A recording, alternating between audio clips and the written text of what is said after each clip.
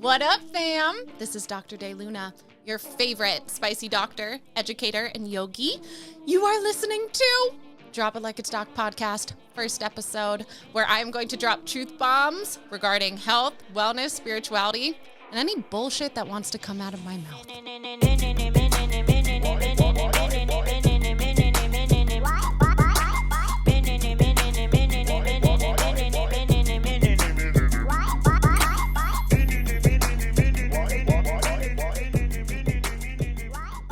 The beautiful blessing and curse of a relationship with me is that you really never know what is going to come out of my mouth. So with that being said, this podcast is rated in a way that children should not be watching this. Anyone with an underdeveloped frontal lobe should not be watching this, in which, if you're not sure what that means, you should subscribe to this podcast because we are going to talk all about brain, all about everything, really, truly anything that wants to come up, we're going to talk about it.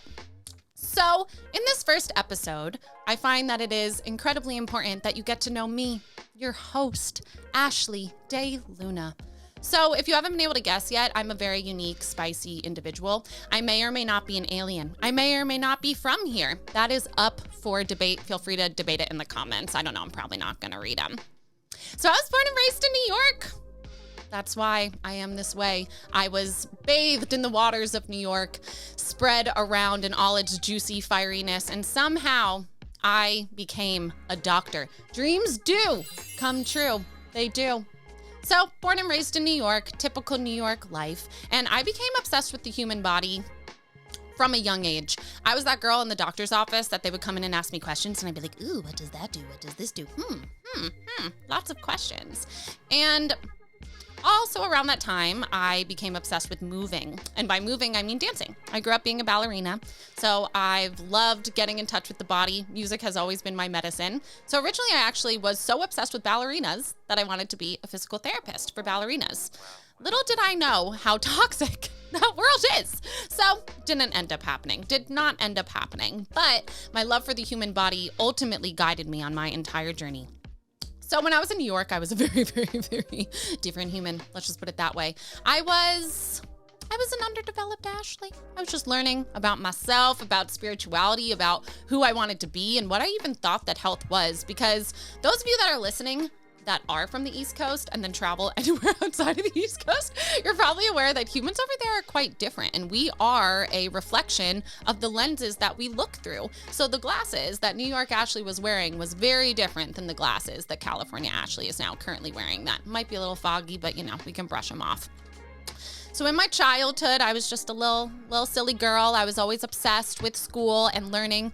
Total nerd. I am still a total nerd, which is a lot of what we're going to be talking about in this podcast, where I'm going to link some of the nerdy things, but also keep it real, keep my New York brutally honest roots real, but then layer in some of the spiritual things and some of just the heartfelt realizations that I've learned along my journey, because my journey's been very human. It's been up and down and all around. When I was in New York, things were going pretty good, and then I moved to California. When I moved to California, I always knew I wanted to be a doctor. Always. But I guess I should pause and say that I was such a nerd that I graduated high school early. I don't know anyone from my high school, by the way. If anyone's watching this from my high school, I don't know you. I have to ask my best friend all the time, Liz, I love you. Thank you for helping. And Katie, both of you, without both of you, I would have no idea who anyone is from my hometown in New York. However, when I was over there, I graduated high school early, which again is why I know no one. And I started shadowing different doctors in the field because I've always wanted to be a doctor. And in doing this, every single doctor that I shadowed, I kid you not, every single one would look at me and say, you shouldn't do this. What? But why? I've always wanted to be a doctor. It was mind-blowing to me that these professionals, and I shadowed people from cardiology to rheumatology to anesthesiologists to plastic surgeons. I thought that little baby Ashley would squeeze somewhere in there, find my niche. But nope, very, very confused. What I found the most confusing was that every single doctor that I shadowed was very unhappy. It was obvious that they were unhappy. When you're just around someone, you're like, oh, you woke up in a bad place. All of them woke up in a bad place, which was strange because they were living my dream. So I thought. One even said to me, if I could go back, I wouldn't do this. What? So Ashley's immensely confused at this point. Moves on over to California. Again, the shift was dramatic.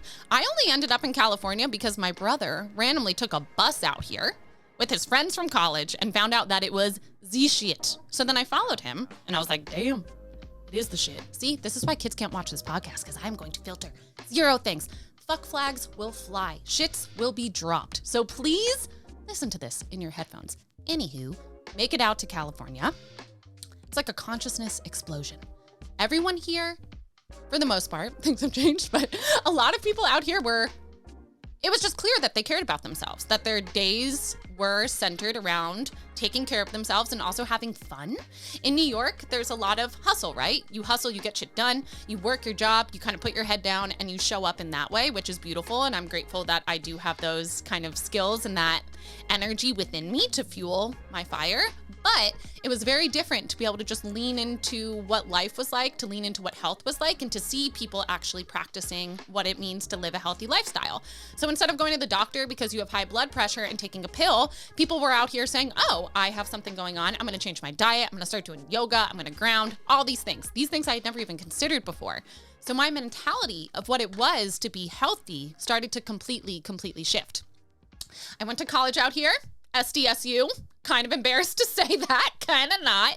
It's a shit show of a school. If you want a shit show of a college experience, go to SDSU. I would highly recommend it. Proud Aztec alumni over here. So, needless to say, college was really fun, but Ashley was still very confused because I've always wanted to be a doctor. So, sitting in an American Medical Student Association meeting, AMSA. Just hoping, praying for a sign from whatever it is that is out there. And this lovely gentleman comes in. His name is Dr. Bronner, not the dude that makes the soap, not him, a different Dr. Bronner. He comes in and he starts talking about naturopathic medicine. What is this word, you say? Naturopathic? I've never heard about it. I even, when I was back in New York, had the opportunity to shadow different holistic practitioners, and I was like, ew, why would I do that? So come to California, meet this Dr. Bronner. Have you ever had those moments where you just feel in alignment, where you feel that things make sense? Aren't those beautiful? I had one of those moments where I got full body chills. I started crying, basically, not like full, but just little tears flowing down my face. I just felt what I was seeking from the universe. That yes moment finally fucking happened. So I went right up to him because I'm the girl that if I have something to say to you, I'm going to say it to you. If I hold it in, it eats me alive. So it must be said. It must be said. So walked right on up to this man, Dr. Bronner, and said, hello. I am Ashley. I need to learn more about you. And the beautiful thing about naturopathic medicine as well is that there's really no competition. There's really no negativity. We all love and support one another. We are all well aware that the world needs this. So he was open and ready to have me. So went to his practice, saw how he operated. He was best friends with his patients. He hugged them. He knew their dogs' names. I am a dog, so that is like, if you want to get me, give me a doggy. Anyway, I thought it was amazing, and that was the beginning of the rest of my life, I would say. I finally found out where I fit into that world. My path became more clear, and it was something that I would have never predicted for myself, something that I would have never, ever have imagined. However, you cannot deny those moments of universal downloads, that universal alignment, so I knew. And the rest is history. Here I am living my dream. However, there were some beautiful, beautiful, beautiful bumps along the way. So little did I know that when I moved here, that I moved into a exquisitely moldy dorm room, Tenoshka. That's literally what it was called, Tenoshka. That will stay in the back of my brain forever. I don't know if it's still called Tenoshka at SDSU. They redid the whole thing. They knocked it down because it was so toxic, probably with all the money that my out-of-state tuition paid for. So now the new students in Tenoshka, you have a beautiful new dorm that's probably filled with toxins, but at least it doesn't have mold. But you have a beautiful pool outside. Saw that. Anywho, moved into this dorm. Exquisitely moldy. Things started getting weird a little bit. I was also on birth control then. All of these topics, mold, birth control, every health thing that I'm about to talk about will have future episodes. So if any of these are intriguing to you, you must subscribe to this channel to learn more. See? So I started getting some interesting things coming up. So I was getting a little depressed, I would say. The depression espresso started pouring on it. I also started noticing some interesting things on my skin. I never had skin issues other than, the beautiful pubertal, is that the word? Puberteal acne? Sure, we'll use that word today. Outside of that, my skin was pretty happy, but I started turning into a leopard, you could say. I started getting these white splotches all over me. I didn't understand what it was, so just moved on, like most people do when something's off in their body. They're like, oh, it'll go away in time. Let me just ignore this until it gets louder. So things got louder. Things definitely got louder, and then my gut started getting off, and I was like, what? What's up with my gut? I was bloated all the time. And that was great because then I started discovering yoga, and you basically are naked in yoga. So it was highly embarrassing for me to be a 115-pound girl who looked like I was 6 months pregnant, but that was just my reality at that time. And then funny, because after I moved out of the dorms, I moved into another moldy house and another moldy house and another moldy house. So my mold bucket just got more and more and more and more full. Oh yeah, by the way, my medical school was filled to the brim with black mold. Do they know about it? Yes. Are they doing anything about it? No. Why? I have no fucking idea. I would call them out right now, but I'm not going to because I am grateful that they allowed me to have this education to be able to be a doctor. However, that is not okay. That is not okay. If you know that you have mold, you're going to get out of it. Anyway. That's a side topic for another time. So you can see how my toxic bucket was just filling immensely. What else was in Ashley's toxic bucket? Lots of alcohol, lots of fun substances. So, Ashley's little liver started speaking to her. So as my liver became more and more burdened by these toxins, as the mold started to fill my beautiful brain, I should also mention that I discovered yoga during this time. If I didn't discover yoga, I really, and I'm not saying this to be dramatic, even though I am dramatic. If you haven't picked up on that yet, I'm very dramatic. But I really don't think I'd be here. I don't think I'd be living if I didn't have yoga. Why? Because I tried to kill myself a few times. Again, we'll talk about that in a future episode. Nothing is off the table here, friends. We will talk about things that will light you up, things that'll turn you on, things that'll make you cry, things that will make you want to vomit. It's all going to be on the table here. So get ready. So yes, Ashley was kind of unwell for a little while. Yoga really helped facilitate my mental health, but also just moving is my medicine. Remember, I was a ballerina, so that really helps me process. But I think that one of the biggest gifts that yoga gave me was my ability to feel and to slow down and to breathe, because there was so much going on that I couldn't really navigate. It was all just getting really messy. And the reason why I dropped that little yoga tidbit in there is because a huge piece of the yoga community, which we are definitely going to unravel, is this idea of nonviolence, ahimsa. And while that is beautiful in so many ways, that does fall into the food as well. So I was strict vegan. I withered away. I'm small. I'm basically a carnivore at this stage, and look at me. So imagine how much I withered away on just eating vegetables. And then I tried to be raw. So funny.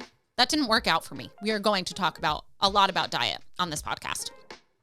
However, it didn't work out, and I'm sharing this because your brain needs fat, your brain needs protein. You can't make neurotransmitters without protein. You can't do anything really without fat. I was anemic, I was nutrient depleted, I was unwell. So basically my brain just shriveled on up. Ashley was very sad. Very, very, very sad. But then my partner at the time started a farm. It was amazing. Amazing. What a beautiful chapter of life that was, huh?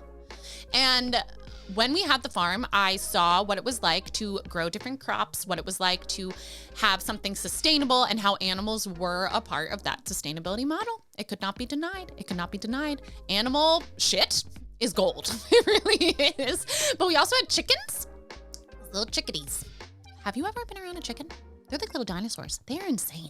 They are fucking insane. There's a pecking order. They peck each other. They attack each other. It is savage as fuck in there. I'm not scared of many things, but I might be scared of chickens. Just saying. Anyway, watching these animals abuse each other made me not feel bad about eating their eggs. Once I started eating their eggs, my brain started turning on. It's funny how that happened. And then I finally one Thanksgiving was hovering over a turkey because I forced my ex and his mom to buy the happiest turkey that I could find from a local farm, even though I had no intentions of eating it. But then I was hovering above it, salivating even thinking about hovering above a turkey. I love turkeys. Ate the turkey, felt the fat seep into my body. I got so high from that piece of turkey. Turkey high. And from there, my mental health really picked up. Of course, there was other things going on because I was still living in a mold den, truly the moldiest den that I have seen in testing because I test homes all the time. That's what I was just coexisting in. So it did take some time for me to fully detox that out, but I feel that it's important for you to know all these little pieces of my story because that is what I experienced, and that's what is going to inspire a lot of really raw, authentic conversations that I'm going to have. So while Ashley was going into this dark puddle and while I was pulling myself out of the mud by eating a lot of meat and chocolate, I went through a casual divorce. Yep, I used the D word because it happened. We should probably talk about that on this podcast too, because I like talking about things that other people don't talk about because it's human fucking shit. Like, I'm far from the only person that went through that. What year did I do it? 2020. That was a great year. Wasn't it a beautiful year for us all? So let's just say I went into the darkest pit of my existence. Didn't even know that mold was a factor. While that was happening, the universe gave Ashley another gift, which was a stalker. It was so great. It was a beautiful few months of being fully dissociated out of my body in full-fledged fight or flight. Once I settled back into my body, I discovered that there was mold in my home and I had to move. And once I got out of that space, it was like the fog lifted. Everything got better. And I am grateful for everything that happened on my path. I am grateful for growing up and eating a standard American diet and for feeling what that felt like in my body, to feel what it felt like to be severely lactose intolerant and still eat cheese every day, to be very reactive to gluten and to eat pizza every day. New York pizza is the best. Obviously, we know this. Please never try to argue with me. It will never work about the pizza. I'm grateful that happened. I am grateful that when I moved to California, I had all these consciousness shifts occur. I am so grateful that I was plant-based because I work with so many people that are, and for some people's bodies it's great, for some it isn't. So I am an example of someone whose is not. So I'm happy that I know what that feels like in my body.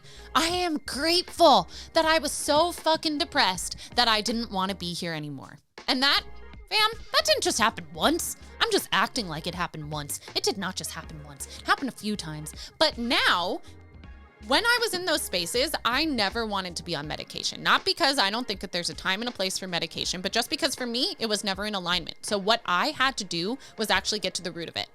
And now when I sit across the table or anything from someone that is in that space, I can understand a little bit more of the root rather than just being like, oh, you have a chemical imbalance. But we're going to talk all about root causes of mental health stuff too, because again, big piece of my journey. I am so grateful that I tried to kill myself because now if someone that I know and love is in that place, I can hold that space for them and it's okay. It's totally okay. And also I'm grateful that I went there because now I have this deep appreciation for life that I don't know if I would have had otherwise. Pretty grateful to be here. Pretty grateful to be doing this. My life has been lots of ups and downs and all arounds, and that's what life is. So I'm going to continue doing me. And part of what this podcast is going to be is just me truly being me. You are going to learn all the different essences and flavors. That is Dr. De Luna.